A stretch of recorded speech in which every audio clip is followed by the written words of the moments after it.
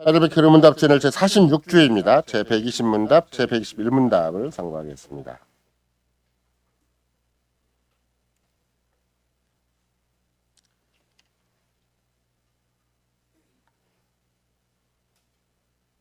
제 120문답 그리스도께서는 왜 우리에게 하나님을 우리 아버지로 부르라 명하셨습니까? 우리 기도의 맨 첫머리에서 하나님을 향한 어린애 같은 공경과 신뢰가 우리 기도의 기초임을 우리 안에 일깨우기 위해서입니다.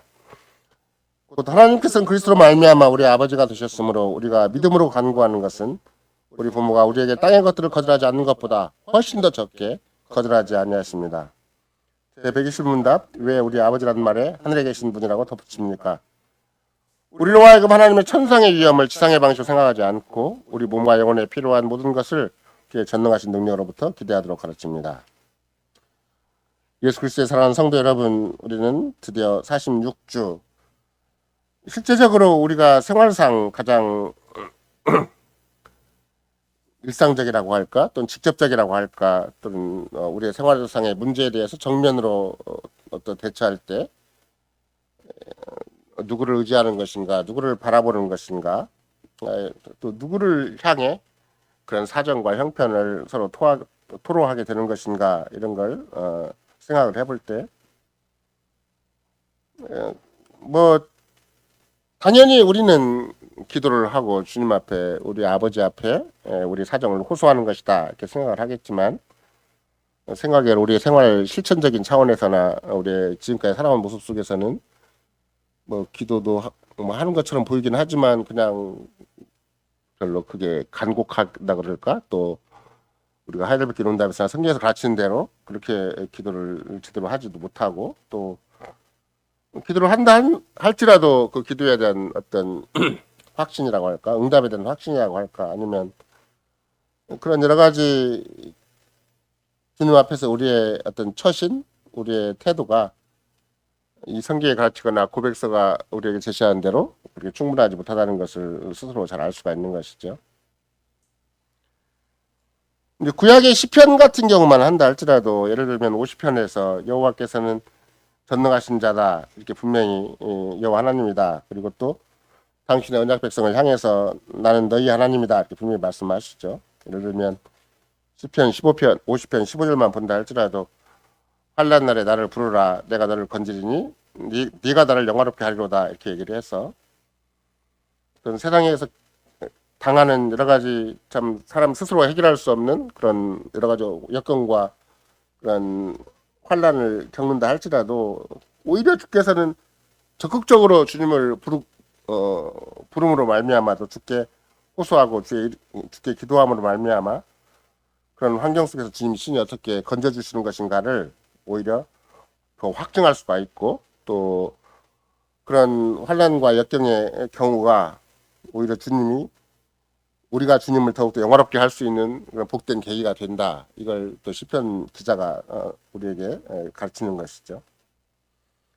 또 시편 91편만 본다 한다 할지라도 여호와 하나님께서 15절만 보면 저가 내게 간구하리니 내가 응답하리라. 제가 환난 때 내가 저와 함께하여 저를 건지고 영화롭게 하리라.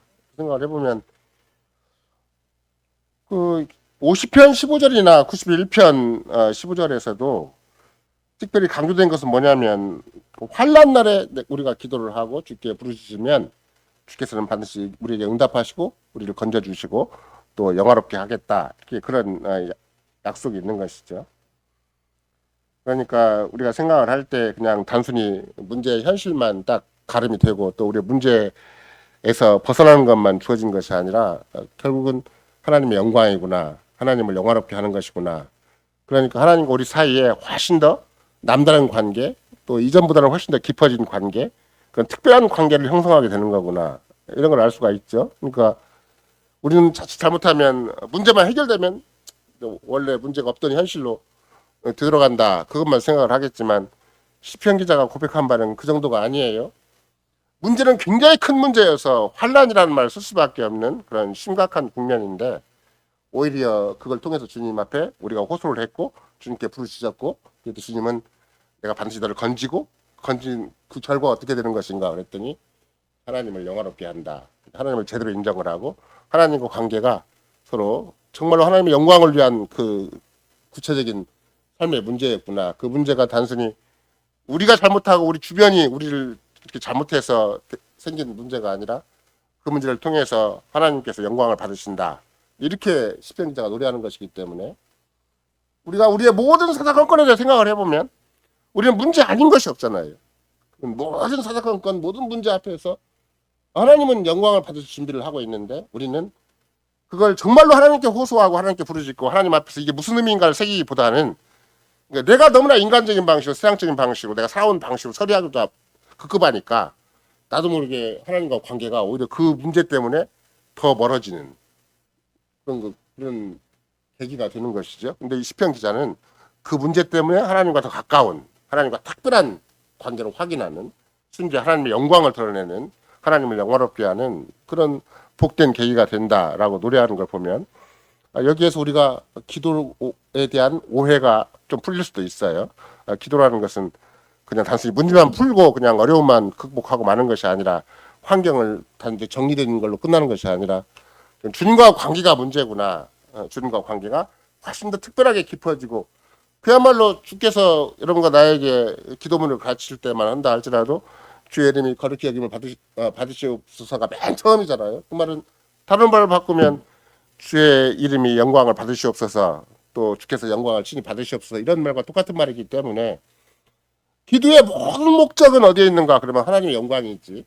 이게 사람이 자기 소원을 해결받고 자기 문제를 해결받고 자기 현실이 좀 세상 사람보다 훨씬 더 평안한 현실로 아니면 복된 현실로 바뀌는 것이 전부가 아닌 것이죠. 그런 맥락에서 결국은 우리 모두에게 주님이 약속해 주신 건 뭐냐면 우리에게 주신 바 어떤 삶의 진행 과정 또 삶의 우여곡절 심지어 우리가 하일베 교문답에서 가르치는 바 있지만 우리가 일상을 어떻게 생각을 하는가 그러면 뭐 세상 사람도 인생은 고해라고 얘기를 해요. 고해라는 말 자체가 쓸 곳자에다가 바다자를 쓰는 거니까 아주 장 인생이라는 게 좀 쓰기 쓴 그 인생길이라는 것이죠. 거기에 비한다면 독일에서부터 시작된 하이르베키 론답의 그 문면 자체는 눈물 골짜기다라고 이렇게 직접 슬픔의 골짜기다 이렇게 얘기를 하는 것이죠. 그러니까 그런 이생 가운데서 유일하게 이런 거 내가 진짜 문제가 있을 때 또 사사건건 우리 삶의 현장에서 어떤 도전이 왔을 때 정말로 내가 가장 먼저 찾는 자가 누구인가 그것이 내가 평소에 해결해온 방식이고 평소에 나름대로의 어떤 인생에 대한 어떤 그 자기 길을 모색하는 것이라고 볼 수가 있는 것인데 오히려 하늘에 계신 우리 아버지라고 우리를 그렇게 명령하실 때는 주께서는 가장 급할 때 또 뿐만이 아니라 일상 속에서 하나님을 아버지로 부르라라고 명령하시면 다름이 없는 것이죠. 그러니까 급할 때만 부르고 평소에 내가 알아서 살아간다 이런 게 아니라 우리의 모든 사사건건 모든 삶의 현장 우리의 모든 삶의 전체가 오직 하나님과 아버지와 관계를 지속할 수 있도록 또 하나님과 아버지의 관계가 훨씬 더 돈독하다 그럴까 깊어질 수 있도록 하나님께서는 우리에게 기도라는 방식을 주셨다 이렇게 생각할 수가 있는 것이죠. 이런 맥락에서 결국은 더 핵심적인 것은 오전 시간에 말씀드린 거예요. 하나님 우리를 만세지로 선택을 하시고 하나님의 자녀로 삼으셨는데 우리가 하나님을 정말로 죄를 범함으로 말미암아 훨씬 더 불순종하는 더 마귀의 편이 되었고 또 지옥 편이 되었고 또 그만큼 죄와 비참을 향해서 걸어가는 인생인데 오직 만세전에 선택하신 그 효과 그 결과를 주께서 반드시 손에 쥐고 계시기 때문에 당신의 아들을 독생자를 이 땅에 보내셔서 우리의 모든 죄값을 완전히 치르게 하시고 그래서 그리스도의 구속을 통해서 다시 우리를 자기 것으로 확고하게 확보하신 다음에 우리의 일상의 생활 속에서는 당시에 영을 보내셔서 반드시 그리스도의 구속의 은혜 터 안에서 그 안에서 우리의 삶이 가능하도록 그래서 하나님 아버지의 자녀로서의 삶이 충분히 구현될 수 있도록 지금도 그 선택의 효과를 내시고 구속의 효과를 내신다. 이것이 이제 오전에 우리가 살핀 바잖아요. 그러면 결국은 하나님과 우리의 관계 속에서 우리의 사사건건, 우리의 모든 인생의 시작과 끝, 또 우리의 모든 인생의 과정 전체가 우리는 끊임없이 하나님과 관계를 회복하는 계기가 되는 것이고 또 그걸 위해 주께서는 우리로 하여금 이모저모로 여러 가지 우여곡절을 그렇게 만드시는 것이고 삶의 여러 가지 그야말로 애타는 삶의 현장이 우리 눈앞에 펼쳐지기도 하는 것이죠. 궁극적으로 하나님의 성신이 우리 가운데 계실 때는 그런 모든 여러 가지 삶의 위기라고 할까, 삶의 다양한 국면 속에서 또 우여곡절의 여러 가지 파란만장한 현실 앞에서 우리는 하나님을 우리 아버지로 부를 수 있도록 주께서는 세상에는 없는 독특한 특권, 권세, 영광, 복됨을 우리에게 허락하셨다. 이런 걸 이 고백에서 정리를 하는 것이죠. 그래서 우리는 우리의 기도에서 하늘에 계신 우리 아버지를 부르라라고 그리스도의 친히 가르치셨다는 큰 주제하에 첫째는 하나님의 그리스도의 우리 아버지가 되시기 때문에 그렇고, 둘째는 또 당신의 사랑하는 자녀를 아버지로서 우리를 상대해 주신다라는 것이 이 성경에 가르치고 이 본문이 가르치는 가장 강력한 주제가 되는 것이지요.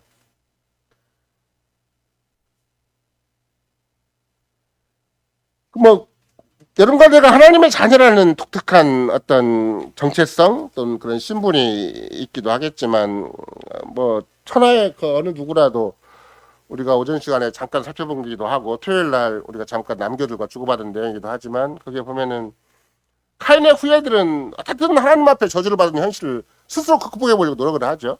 그래서 뭐 성도 짓고 그 다음에 뭐 목축업도 하고 심지어 그 안에서 그 정말 예술, 음악 또는 과학, 산업 이런 걸 다 발전시키는 것인데, 우리가 생각을 할 때 뭐 예술이 중간적인 가치를 가지고 있고 또 심지어 산업이나 경제 여러 가지 그런 것들도 기술도 과학 기술 같은 경우도 중간적인 가치를 가지고 있다 이렇게 생각할 수가 있겠지만, 창세기는 그렇게 안 가르치는 거예요. 우리에게 주신 바 심지어 야발을 통해서 목축업을 또는 에녹을 통해서 에녹 성을 더 적절히 건설을 하고, 또 그야말로 그 우리가 보통 얘기하는 두발관을 통해서 과학 문명을 이루는 것 자체가 실은 처음부터 카인의 길을 따라가는 그야말로 하나님을 배제한 채 하나님이 저주한 현실을 사람의 방법으로 극복하고자 하는 인간의 집요한 노력이구나라는 걸 알 수가 있어요. 좀 궁극적으로 세상에 예를 들면 산업과 과학 또는 예술이 추구하는 바가 무엇인가, 그건 사람의 만족이구나, 사람의 성취와 사람의 만족이구나, 이걸 알 수가 있다면, 거기에는 보이지 않는 하나님을 대적하는 모습이 있고 하나님을 거부하는 모습이 있고 하나님께 반역하는 모습이 있구나. 그러니까 여러분과 제가 우리 주변에 정말로 경제, 산업, 무슨 과학, 그런 음악, 미술, 예술 같은 다양한 분야가 있지만 그 사람들의 삶의 구조나 또는 삶의 의식이나 그들의 모든 삶 전체를 분석을 해보면 우리가 뭘 놓치지 말아야 되는 것인가, 그것은 자기라는 신을 섬기든지 아니면 하나님이 아닌 신을 섬기든지 아니면 세상이라는 신을 섬기든지 아니면 뭔가 신적인 의미를 가지고 있고 종교적인 의미를 가지고 있는 것이지, 그것이 그냥 중간 어떤 가치가 중간 상태로 또는 회색지대로 남아있는 게 절대 아니다. 예를 들면 우리는 여차하면 복음주에서 배운 것이 뭐였냐면, 돈은 경제적으로 어떤 굉장히 귀한 가치를 가지고 있는 거지만 실은 돈을 어떻게 쓰는가에 따라서 돈의 가치가 중립적이다라고 생각할 수 있고, 내가 그리스도인으로서 건강에 쓰면 훨씬 더 의미 있는 것이 되지만 그렇지 않고 세상 사람이 이제 그 돈을 잘못 사용하면 그것이 훨씬 더 악한 것이 된다, 이렇게 쉽게 생각을 하겠지만, 그러나 돈만을 추구하는 것은 얼마나 악한 것인가를 성경이 가르치는 거잖아요. 또 부자가 되고자 하는 것이 얼마나 무섭고 위험한 일인가. 왜 그러는 것인가? 그러면 마치 카인의 후예인 에녹이 성을 쌓는 이유가 무엇이고 산업을 융성케 하고 목축업을 열심히 개발한 이유가 어떤 것이고, 그들이 정말 악기를 개발하고 또 과학 문명을 발달시킨 철기 문명을 발달시킨 궁극적인 이유가 무엇인가? 그러면 자기 스스로 자기 구원을 위해서 그렇게 하는 거거든요. 하나님 앞에 회개하고 하나님께 돌이켜서 하나님 우리를 불쌍히 해주시고 우리 죄를 용서해 주시고 하나님이 내신 구속의 길을 가겠다는 게 아니에요. 하나님이 그야말로 여인의 후손을 통해서 이루시고자 하는 전 역사적인 하나님의 구원론이 있고 하나님의 선택론이 있고 하나님이 약속하신 위대한 그런 하나님의 길이 있는데, 그 길을 향해 가겠다는 것이 아니고 하나님 앞에 저주받은 현실을 스스로 극복하겠다는, 스스로 이겨내겠다는, 스스로 내 행복과 내 안정과 내 성공을 추구하겠다는 그런 발상이 그 배후에 다 있는 것이기 때문에 절대 중간 상태로 있지 않아요. 거기에는 정말 보이지 않는 무서운 하나님을 대적하는 모습이 있는 거구나, 이걸 우리가 금방 생각할 수가 있죠. 그런 맥락에서 세상은 둘 중 하나다라는 걸 금방 우리가 알 수가 있어요. 정말로 주께서 가르치신 기도에서 우리가 배운 대로 하늘에 계신 우리 아버지라고 부르고 하나님의 자녀로서 이 땅을 살든지, 아니면 그것이 아니면 나도 모르게 어떻게 살아가는 것인가, 세상 신을 의지하고 자기를 의지하든지 세상 신을 의지하든지 세상 배후에 있는 뭔가 자기도 모를 신을 의지해서 이렇게 자기 인생을 그냥 그쪽에 가면 평생 살 수 있는 것처럼 마치 여러분과 내가 제가 이번에도 옛날에 발견된 편지에서 쓴 글이기도 한데 저도 깜빡 잊었던 말이 하나가 있는데 그 말이 어떤 말이냐면 천하에 묻은 사람들은 자기도 모르게 내일은 낫겠지라는 소망과 기대를 가지고 살아가요. 내일은 오늘보다 낫겠지. 막연한 기대인데 그 막연한 기대가 엄청난 속임수임에도 불구하고 왜?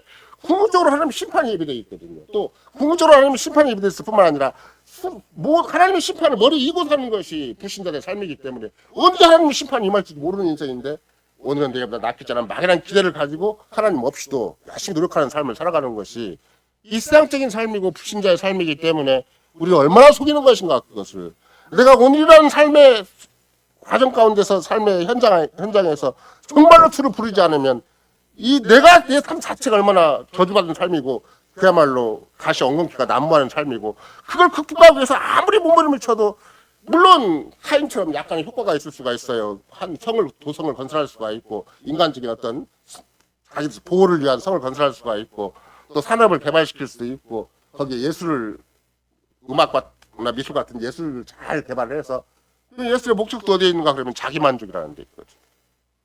여러분들이 그냥 음악을 왜 듣는가, 음악을 왜 하는가 이것만 생각을 해봐도 음악을 왜 듣고 왜 하는가 이거 잘 생각해보면 자기 만족이 거기에 있어야 되는 것이지.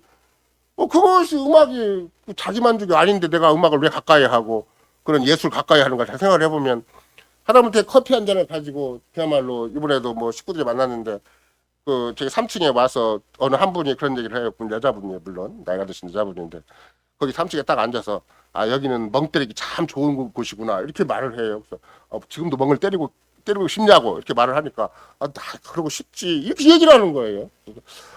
사람들은 전부 다 추구하는 게 아무 생각 없이 모든 시름을 다 잊고 모든 걱정을 다 놓고 인생의 파란만장한 현실을 다 뒤로 하고 멍 때리기 좋아하는 거구나. 그래서 멍 때리기는 국제대회도 있노라고. 국제대회에서 우리나라가 우승한 거 아시죠? 멍 때리기 국제대회에서 우리나라가 1등 했어요. 그런 사람이 스님도 아닌데 그냥 보통 청년인데 1등 했어요. 근데 그런 것이 있을 정도로 세상은 겉으로 보기에는 굉장히 화려하고 예술이나 음악에 있어서 천재적인 걸 발휘하고 그래서 사람의 감동 감화를 일으키고 심지어 어떤 제가 잘 아는 안치환이라는 가수가 있는데 그 가수는 음악은 사회적인 강력한 힘이다라고 얘기를 해가지고 제가 노래를 부르면 사회적인 어떤 힘을 일으키는 것이고 분위기를 쇄신하는 것이고 심지어 어떤 때는 음악이 독재도 이겨내는 것이고 세상의 불의도 이겨내는 것이고 세상의 어두움도 밝히는 것이다. 이까지 그 사람은 얘기를 해요.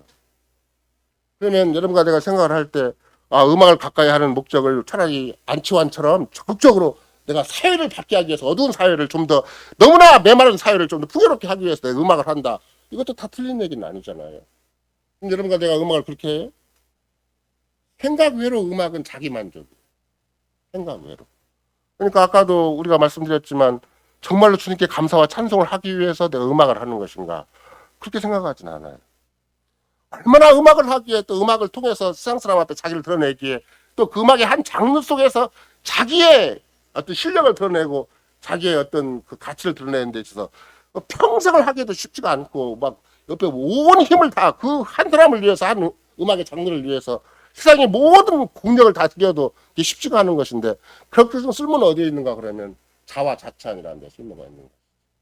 자기들 스스로 만족해하고 스스로 칭찬하고 스스로 참 좋다고 얘기를 하고 그래서 좋은 음악을 들으면 나도 멍 때리기 참 좋다고 얘기를 하고 그냥 그 음악을 들으면서 그걸 멍하니 바라보면서 이게 인생이겠거니 이게 행복이겠거니 이게 낭만이겠거니 그럴 거 아니에요. 그러니까 이런 걸 여러분과 내가 잘 생각을 해보면 음악도 위험하구나. 돈도 위험하지만 경제도 위험하고 산업도 위험하지만 음악도 위험하구나. 과학도 위험하구나. 이것이 창세 때부터 성경 말씀으로 가르친 바구나라는 걸 요즘은 생각할 수가 있어요. 근데 하나님께서는 여러분과 내가 세세 후손으로 살게 하시고 정말로 그런 카인이 하나님을 끝까지 거부하고 끝까지 하나님 앞에 패역한 존재로서 자기 구원, 자기 행복, 자기 완성을 향해서 지구하게 추구해가고 자손 자식들이 가르치는 거예요. 부인을 2명 두든지 3명 두든지 자식 얼마나 키워가지고 자식들한테 공부 열심히 해서 성공해라. 그렇게 돈 많이 벌어라. 그렇게 해서 네 자리에 한 자리를 차지하고 이 평생 경제에서 이어서 이 나름대로 세계를 건설해라. 이렇게 요구하는 것은 주기도문과 정반대죠. 뭐라고 얘기를 하는 거예요? 네 뜻을 이루어 성취해라. 뜻 있는 곳에 길이 있으니까 네 뜻을 성취해라. 네 나라, 네 세계를 이루어라. 그 다음에 네 이름을 높여라. 그러면 주기도문과 가르치는 정반대의 세계를 향해 집요하게 나간다면 결국은 주께서는 여러분과 나에게 제자들에게 비롯해서 뭘 가르치는가? 세상 후손들은 주로 뭘 하고 살아가는가 그랬더니 세상 후손들은 그냥 기록에 남은 게 별로 없고 창세기적인 그런 기록 속에 별 남은 게 별로 없어요. 그냥 여호와의 이름을 불렀더라 한마디밖에 없어요. 그럼 그 공식적인 예배를 드린 것밖에 없는 것이고 예배 속에 하나님께 감사와 찬송을 드리는 것밖에 없을 것이고 하나님 말씀 듣고 새기는 것밖에 없을 거 아니에요. 그럼 여러분과 내가 음악을 한다 내 속에 어떤 삶의 정취가 있고 감성이 있고 나름대로 이 감성을 개발하는 것도 정말 살아가는 데 있어서 굉장히 중요한 것이고 하나님 말씀을 깨닫는 데 있어서도 그러니까 우리가 보통 지적인 감성이라고 얘기를 하는 것인데 그 하나님 말씀을 메마르게 이론적으로 깨닫는 것보다는 거기에 내 마음과 생각이 내 감성이 들어갈 때 하나님 말씀이 훨씬 더 풍요롭게 깨달아지는 거거든요. 그러니까 감성도 그냥 감성으로 독립되어 있지 않고 지성과 연결되어 있을 때 그 감성이 그 인격이 훨씬 더 힘이 나는 것이고 지성과 연결된 감성이 하나가 어우러질 때 강한 의지도 생기는 것이고 세상을 상관없이 내 인생은 주님 앞에 살아간다는 마음의 신앙 고백과 신념처럼 자기를 인도하는 것도 있는 것이기 때문에 감성이 불필요한 게 아니에요. 문제는 지성 없는 감성이 문제인 것이고 잘못된 지성 위에 붙어있는 감성이 문제가 되는 것이지 하나님이 원래부터 사람의 영혼을 지으실 때 지성과 감성과 의지로 그때 나누어서 지으신 것이 아니라 한 인격체로 한 영혼으로 지으신 것이라서 그러니까 우리 안에서 이런 지성과 감성과 의지가 분열되는 것도 정신 분열 정도가 문제가 아니라 본질적으로 주인이 가지고 있는 인격 분열 현상이라는 것을 이모저모로 얘기를 할 수가 있는 것이잖아요. 그런 맥락에서 여러분과 내가 그냥 그리스도를 통해서 하나님께서 이런 당신 스스로를 내가 너희들의 아버지니까 너희는 나를 아버지로 부르라 라고 말씀하신 것은 이 세상의 모든 가치관, 모든 방법론, 이 세상의 모든 그런 나름대로의 생각을 다 거부하고 우리로 하여금 마치 셋의 후손들이 너희는 여호와의 이름을 공식적으로 자기들이 모여서 열심히 부른 거예요. 그냥 그것이 삶의 전부고 그게 삶의 중심이고 그것으로만 자기들의 세계를 표현하는 것이 모세가 표현한 아주 간단 명료한 방식이기 때문에 이런 거 나도 내가 왜 음악을 하는가, 내가 왜 돈을 버는가, 내가 왜 이따가 숨을 쉬고 살아가는 것인가 하나님과 관계 때문에 그렇다. 이게 하나님을 아버지로 부르라는 가장 핵심이에요.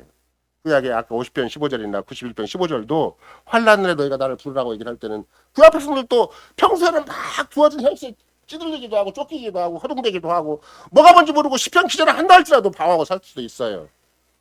다윗도 그만큼 참 삶의 파란만장한 인생사를 우리가 알고 있는 것이고 뭐 다윗만 그러겠어요. 다윗이 그럴진데 심지어 아브라함도 마찬가지였잖아요. 얼마나 하나님의 언약이 분명함에도 불구하고 현실이 제대로 확인이 안 되는 바람에 얼마나 방황한 것이 많고 심지어 우리가 야곱의 인생만 보면은 정말 야곱이라는 이름이 피어나듯이 평생을 험난한 세월로 살 수밖에 없는 그런 인간은 본성적인 것이 얼마나 집요한 것인가를 우리가 이모저모로 알 수가 있는데 그런 자리에 있다가도 시편 기자를 통해서 우리에게 가르치는 바는 뭔가 환난 날에 나를 부르라.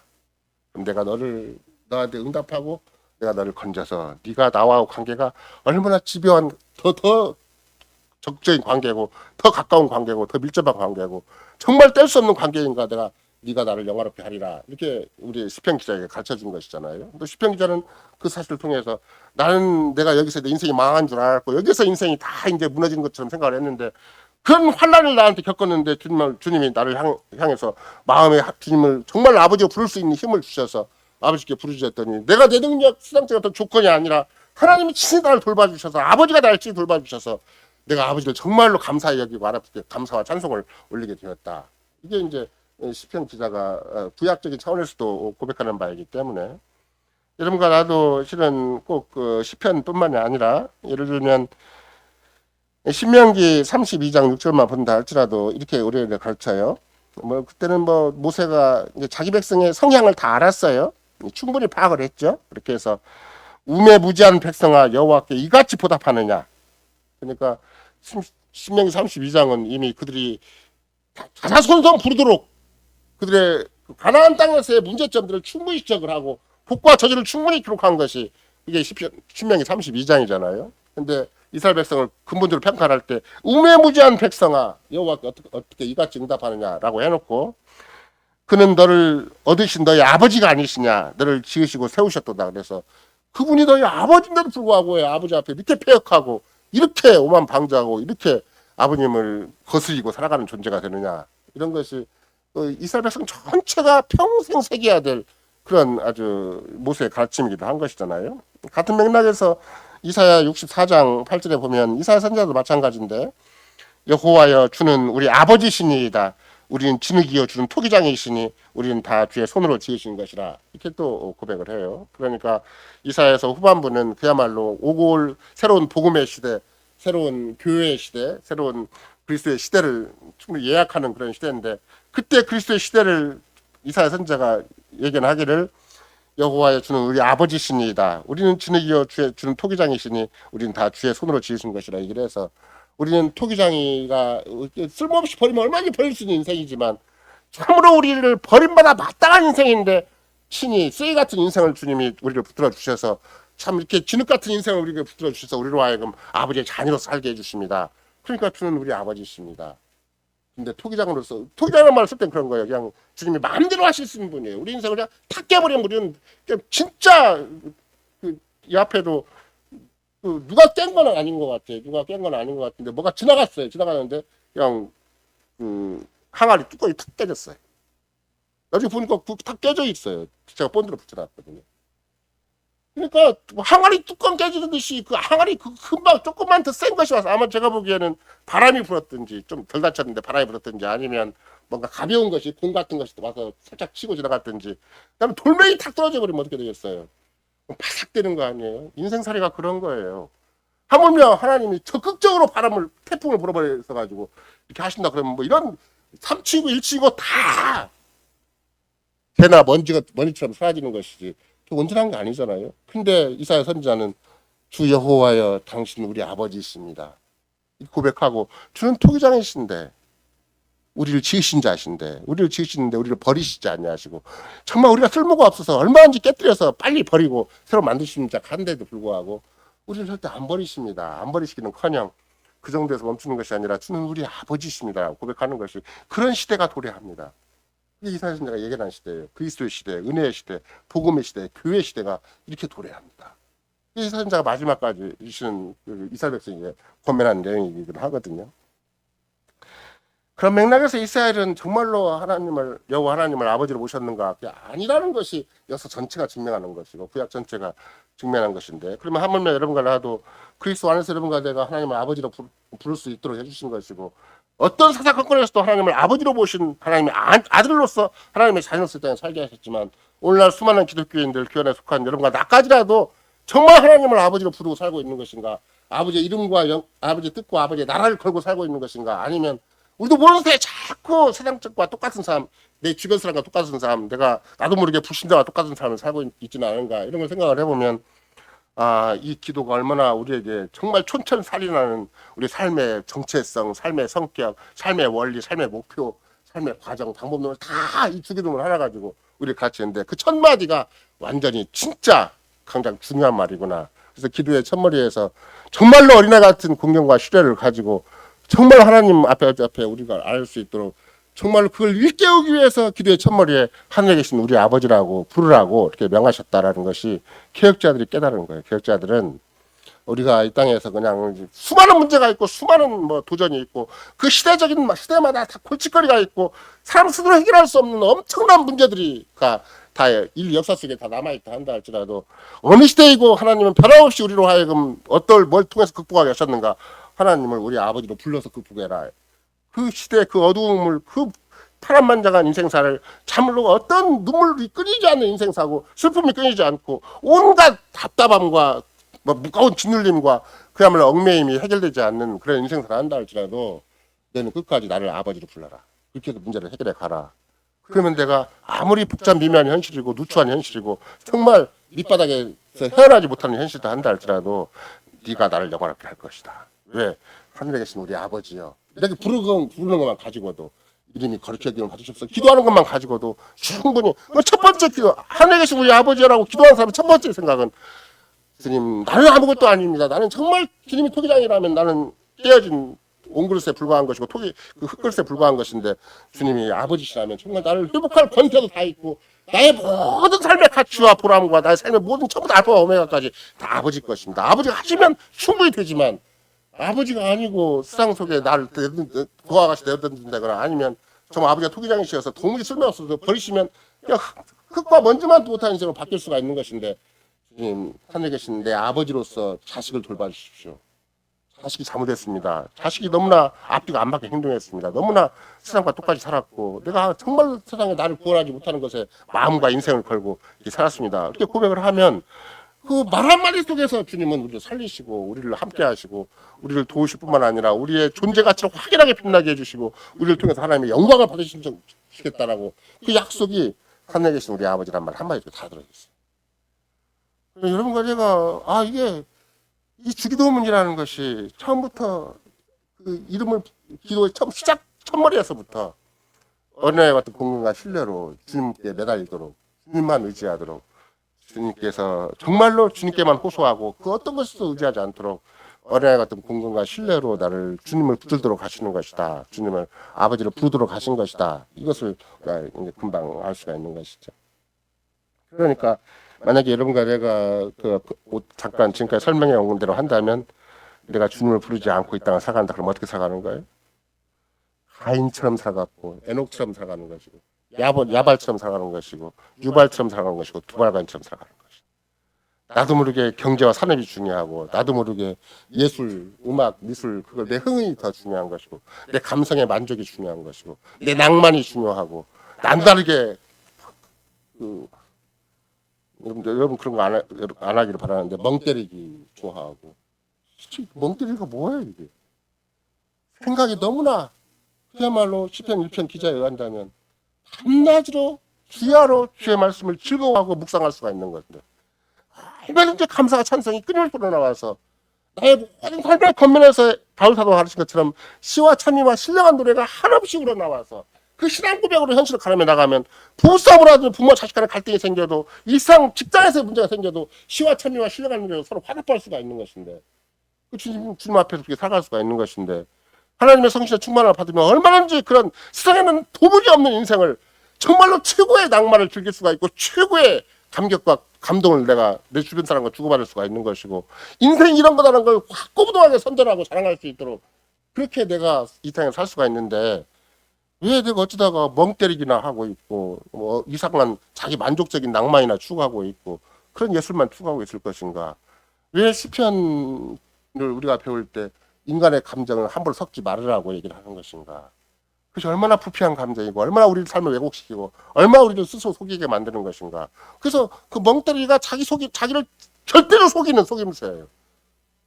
근데 사람들은 다 여러분이 TV를 보거나 주변 사람은 요새 현대적인 어떤 젊은 사람들의 감각을 보면 다 그걸 좋아해요. 뭐 불멍, 물멍, 숨멍, 뭐 멍멍멍멍멍 개 같은 소리만 자꾸 해요. 그러니까 그런 것을 이런 걸 내가 함부로 휩쓸리거나 내가 이렇게 사는 게 중요한 게 아니라 정말로 밤낮으로 주야로 여호와 율법을 묵상하고 즐거워하는 것에서 거기에서 삶의 진정한 이정표가 생기고 삶의 아름다운 가치가 생기고 거기서 주님과 관계가 훨씬 더 깊어지고 내가 막 마음속에는 끊임없이 악인들의 꾀를 모색할 수밖에 없고 죄인의 길을 같이 모색할 수밖에 없고 오만한 자의 자리를 끊임없이 사모할 수밖에 없는 자리에 있다 할지라도 내가 그걸 단호하게 포기하고 여호와 율법을 딱 의지해서 주님과 나와 관계가 더 중요한 것이지 내가 세상에 어떤 돈이 더 중요하고 어떤 문제가 더 중요하고 어떤 현실이 더 중요하겠습니까? 주님 나와 관계가 더 중요합니다. 그거를 주님이 친히 가르치시기를 하늘에 계신 우리 아버지라 불러라. 이게 이렇게 가르쳐 주신 거예요. 그러니까 이런 거 하는 그런 맥락에서 결국은 여러분도 이제 요한복음에 보면 똑같은 새로운 차원에 있어서 정말로 창세기 1장만 본다 할지라도 그 우리가 제니시스라는 영어 단어를 쓰잖아요. 이게 창세기다라는 말을 쓰는 것인데 같은 맥락에서 마태복음 1장 1절에 보면은 아브라함과 다윗의 자손 예수 그리스도의 세계라는 말을 쓰잖아요. 그 세계라는 말을 써도 그게 만약 영어로 바꾸면 제니시스예요. 여러분 그 자동차 이름이 아니고 제니시스라는 말 쓰는 것은 이게 새로운 창세기구나 라고 생각할 수가 있는데 그 새로운 창세기를 더 적극적으로 설명한 책이 요한복음이에요. 정말로 태초에 말씀이 있었다. 이렇게 딱 가르치고.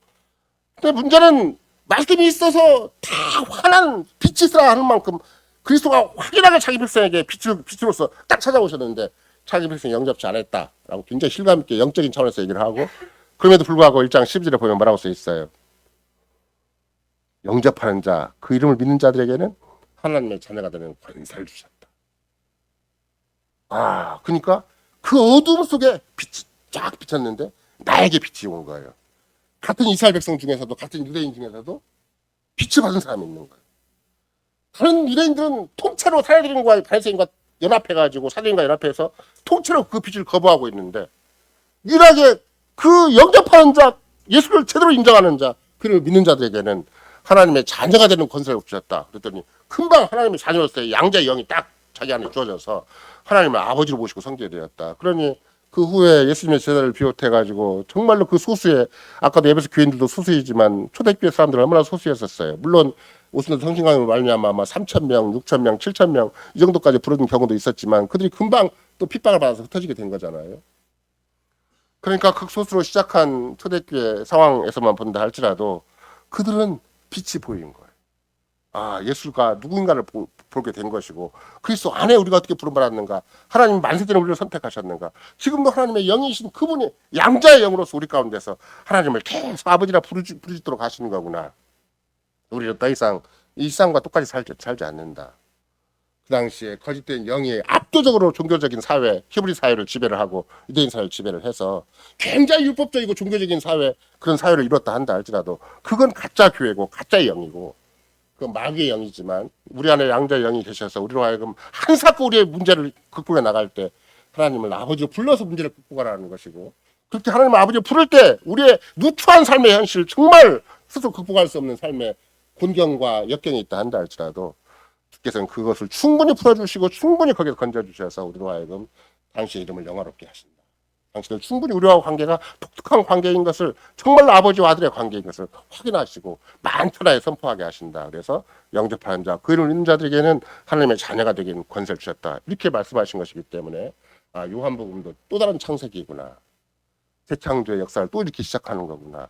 그 유대 사회 역사 속에서 AD 1세기에 새로운 창세기가 시작된다는 것을 요한복음 이런 방식으로 그리스도를 소개하는 방식으로 가르치는 거구나. 그렇다면 여러분과 내가 그리스도 덕분에 이제는 그 모든 계시가 완성되어서 그리스도의 복음이 완성되어서 이제는 그리스도 안에서 여러분과 내가 하나님을 아버지로 부를 수가 있다면, 이 주기도문이 우리의 삶의 모든 걸 다 요약하고 남음이 있고 우리의 모든 삶의 방법과 능력과 우리 삶의 전부를 해도 과언이 아닐 정도의 삶의 가치와 원리와 목표를 충분히 제시하고 있다는 걸 알 수가 있고, 그 한마디가, 하늘에 계신 우리 아버지라고 부르는 그 한마디가 바로 우리가 공과 신뢰로 아버지의 자녀로서만 처신하도록, 아버지의 아들로서만, 아들 딸로서만 처신하도록, 거기에서만 문제를 찾고 답을 찾을 수 있도록 지금도 요구하시고 역사의 끝까지 그렇게 살기도 하도록 하신다. 그러니까 막 우리 인생이 복잡하고 어려운 게 아니에요. 하늘에 계신 우리 아버지를 부르기만 하면 돼요. 그렇게 해서 우리 인생이 충분히 해결받고, 정말 우리 같이 못난 인생, 누추한 인생, 참 초라한 인생, 아무것도 아닌 인생이 하나님의 이름을 영광스럽게 할 수 있는 복된 그런 삶의 표전으로 다시 부르신 거구나. 이걸 충분히 확신할 수가 있고, 주께서는 만천의 계획교회 교인들로 하여금 이 참 신앙 고백, 참 기도로 말미암아 과연 세상을 충분히 이겨내고 자신을 이겨내고 마귀의 괴계를 이겨낼 수 있도록 하신 것이다. 이것을 오늘 또 충분히 우리에게 가르칩니다. 아멘.